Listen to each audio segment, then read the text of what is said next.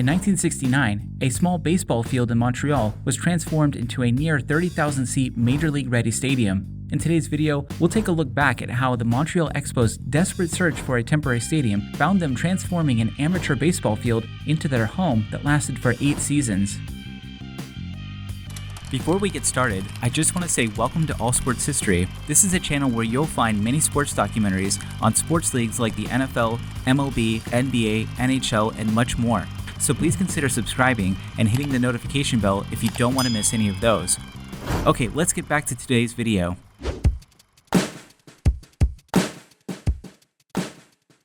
Well before Jarry Park existed, the Lorimier Stadium was the preeminent place to watch a baseball game in Montreal. Built in 1928, the Lorimier Stadium was the home to the Brooklyn Dodgers' AAA affiliate team, the Montreal Royals, for many years. But after the Dodgers moved to Los Angeles in 1958, and what owner Walter O'Malley described as weak attendance hurting the Royals, it didn't take long for the Dodgers to cut ties with the Royals as their affiliate club. With the Dodgers affiliation gone, this put the Royals' time in Montreal in jeopardy. Around the same period, a new 3,000-seat baseball stadium was being built named Jarry Park. The small stadium was built mainly to host local amateur baseball games, but there was a thought that it could someday be expanded to host minor league baseball games, possibly even with the Royals. A breakthrough came when the Minnesota Twins franchise, having just relocated from Washington, D.C., struck a deal with the Royals to become their team's affiliate. However, attempts to negotiate a new deal with the Lorimier Stadium fell through, and rather than use Jarry Park, the International Baseball League unanimously voted to relocate the club to Syracuse, New York, where they would become the Syracuse Chiefs instead. In 1968, Major League Baseball officially granted expansion bids to 4 cities: Kansas City, Seattle, San Diego, and Montreal, with all 4 new teams set to begin play in the upcoming 1969 season. Because of the sped-up expansion process, the new clubs had very little time to prepare for the next season. The Montreal franchise, who later would settle on the name Expos as their team's nickname, looked at a few sites for a potential temporary home while they hoped to have their brand new dome stadium built. More on that a little later. The Expos first looked at and ruled out the Lorimier Stadium mainly due to its size of only 20,000 seats and the inability to expand the stadium because of its proximity to a residential area. The Montreal Alouettes' home, the Autostade, was briefly considered, but it too needed to be expanded, and there was uncertainty over who would pay for the expense of renovating the federally owned stadium. The Expos then looked at Jarry Park, and although it only had 3,000 seats, the area surrounding the stadium was largely undeveloped and could be expanded more easily and more cheaply. With mounting pressure from MLB to make a decision, the Expos chose Jarry Park, and plans then got underway to renovate the stadium to bring it up to Major League standards. The biggest change, of course, was adding 25,000 seats to Jarry Park, bringing its capacity to just over 28,000. While that still made it the smallest Major League stadium at the time, it was only 500 seats shy of Cincinnati's Crosley Field's capacity.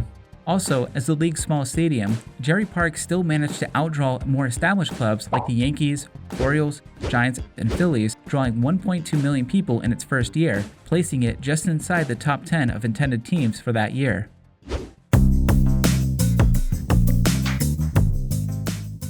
Jarry Park featured symmetrical dimensions with a posted distance of 420 feet in straightaway center and 340 feet at each of the foul poles.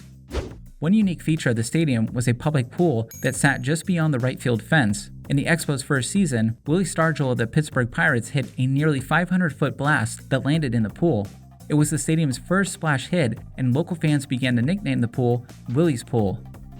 Opening day for the Expos and Jarry Park took place on April 14, 1969, where the Expos defeated the St. Louis Cardinals 8-7. This was the first ever MLB game to take place outside of the United States.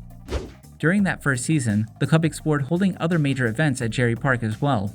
The Expos actually invited NFL and AFL teams to play their preseason games at the stadium, and a few of the teams agreed to play there.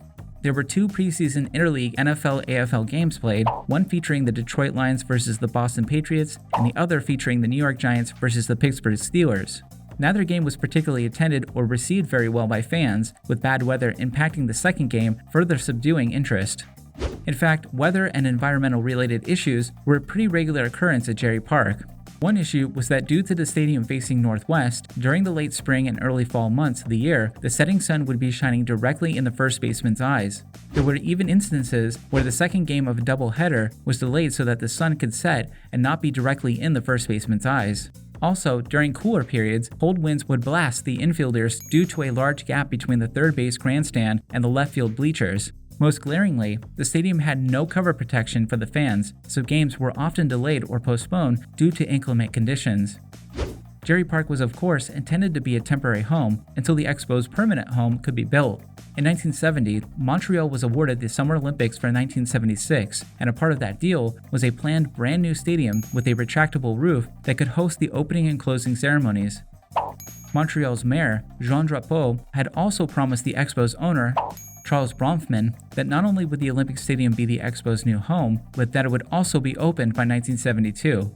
Well, as that year approached, it became clear that the stadium would not in fact be opening on time, mainly due to a workers' strike in 1972 that caused a massive delay in the groundbreaking for the building. This setback caused the Expos to have to get permission from MLB to stay at Jarry Park another season, and then repeat this process again and again as there were continuous delays building Olympic Stadium.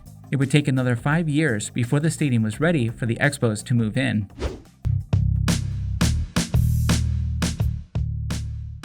I just want to pause real quick to ask, if you're enjoying this video so far, please hit the like button and don't forget to subscribe as well. Okay, let's get back to the video. The last ever Expos game played at Jarry Park took place on September 26, 1976. Montreal lost both games in a doubleheader to the Philadelphia Phillies, 4-1 in the first game and 2-1 in the last game. Although the Expos were gone, many fans would remember the breakout stars that Montreal had come to know and love during the Expos' time at Jarry Park. A star player like Rusty Staub, who was an all-star in each of his 3 years in Montreal, would eventually have his number 10 retired by the Expos in 1993. Future Hall of Famers also got their start as an Expo at Jarry Park, like outfielder Andre Dawson and catcher Gary Carter. In fact, a street near where Jarry Park is today was renamed after Gary Carter in 2013. In the immediate aftermath of the Expos leaving, Jarry Park continued to hold concerts and other events at the stadium. By the early 1980s, plans got underway to transform Jarry Park from a baseball field into tennis courts.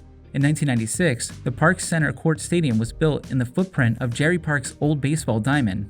Presently, the stadium is named after the grocery store chain IGA and has a capacity of 11,815.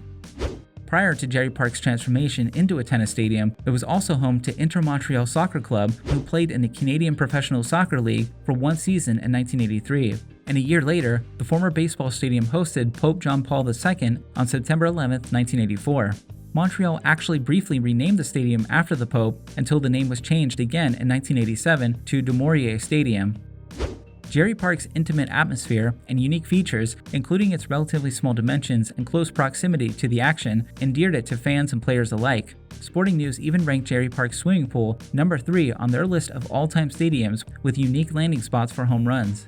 It was ranked just behind the monstrous right field at the Phillies' old Baker Bowl Stadium and the Polo Grounds' horseshoe-shaped upper deck. Jarry Park witnessed memorable moments in baseball history, including the Expos' inaugural game and legendary performances of players like Rusty Staub and Gary Carter. Sadly for Montreal, in 2005, the Expos relocated to Washington, D.C. and became the Washington Nationals. Fortunately, the club has continued to honor their roots over the years from time to time. For the Expos' 50th anniversary, the Nationals wore Expos throwback uniforms and replicated Jarry Park's scoreboard for the game against the Kansas City Royals on July 6, 2019. Although the Expos eventually moved to Olympic Stadium, Jarry Park remains a cherished landmark, evoking nostalgia and fond memories for baseball enthusiasts, particularly those who experienced the magic of the Expos' early years in this historic venue. So what did you guys think of the baseball field at Jarry Park being transformed into tennis courts? Do you agree with Jarry Park's pool being ranked number 3 as an all-time unique landing spot for a home run? Where would you place it? And would you like to see Major League Baseball return to Montreal in the future? Let me know in the comments below. Also, you can now support the channel by leaving a super thanks anytime you want to comment. This would be greatly appreciated and would go a long way in helping the channel out. So thanks for supporting the channel and thanks for watching.